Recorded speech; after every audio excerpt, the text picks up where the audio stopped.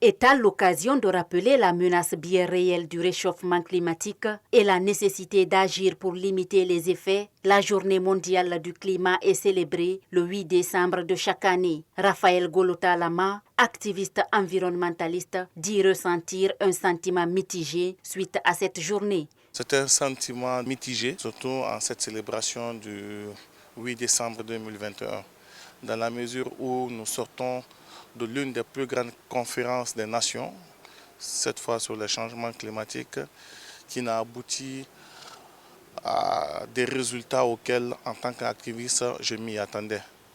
Cela s'explique, comme vous pouvez le savoir, par le manque de solidarité internationale des États autour de la problématique. Les origines de ce dérèglement climatique sont diverses, a fait savoir cet environnementaliste.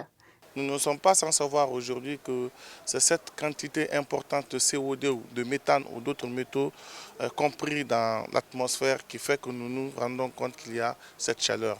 Et l'une des principales causes sont pour la plupart les effets de la déforestation, les effets d'autres activités anthropiques comme l'industrialisation à outrance, l'utilisation de l'énergie fossile.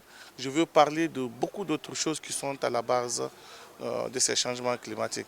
Poursuivant, Raphaël Golota Lama pense que l'humanité subit déjà les conséquences des changements climatiques, d'où il invite à la solidarité.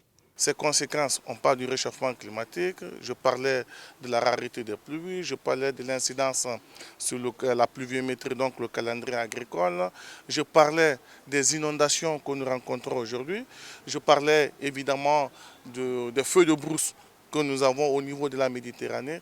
Donc ceci dit, il faut des actions urgentes, des actions précises, des actions concises et des actions, je dirais, de solidarité mondiale, de solidarité internationale.